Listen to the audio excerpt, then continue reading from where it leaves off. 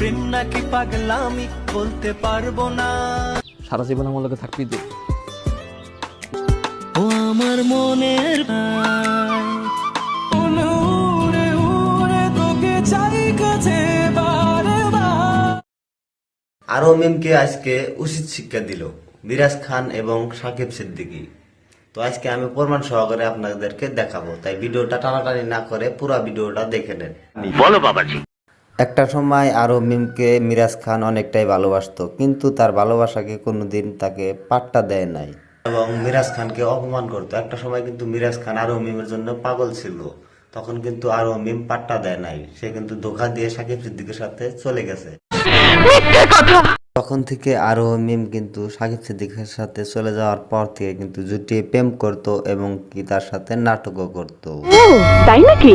তখন থেকেই কিন্তু মিরাজ খান মনমরা হয়ে থাকতো এবং কি মানসিকভাবে ভেঙে পড়তো। বিভিন্ন জায়গার ইন্টারভিউ থেকে কিন্তু সে প্রকাশ করতে থাকতো। আরোহী নাই। তখন কিন্তু সবাই বলেছিল আরও মিমকে ছাড়া মিরাজ খান কখনোই ভালো থাকবে না এবং কি উঠে দাঁড়াতে পারবে না। কিন্তু আমরা যেটা দেখতেছি দুই চোখ দিয়ে, আরও মিমকে কিন্তু মিরাজ খান বর্তমান কিন্তু একবারে ভুলে যেতে শুরু করছে। কারণটা হচ্ছে মিরাজ খান কিন্তু এখন অনন্য লামহা তাদের সাথে নাটক করছে এবং কি অনেক নায়িকাদের সাথে নাটক করছে, অনেক আনন্দ করতেছে, অনেক প্রেম টেম করতেছে। আরও মিমের কিন্তু ভুল ধারণা, আরও মিম ভাবছিল যে আমাকে ছাড়া মিরাজ খান কখনোই থাকতে পারবে না। বর্তমান মিরাজ খান বিভিন্ন নায়িকাদের সাথে নাটক করছে এবং কি প্রেম করতেছে, আরো আনন্দতে আছে। তো গাইস, তোমরা কিন্তু এখন বুঝতে পারতেছো মিরাজ খান কিন্তু আরও মিমকে ভুলে গেছে। কারণটা হচ্ছে মিরাজ খান কিন্তু আরও মিমের কথা এখন মুখেও আনে না।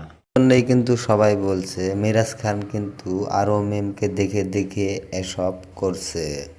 আসলে গাইস তা নয়, আরও মিমকে কিন্তু এবার মিরাজ খান সত্যি সত্যি ভুলে গেছে।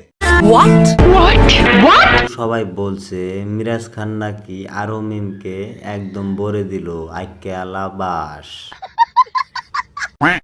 তো গাইস, এই ছিল ভিডিও। তো ভালো লাগলে অবশ্যই লাইক করবেন, শেয়ার করবেন, আর কি করার আগে পুরো জায়গা মতন গাড়ার মারবেন।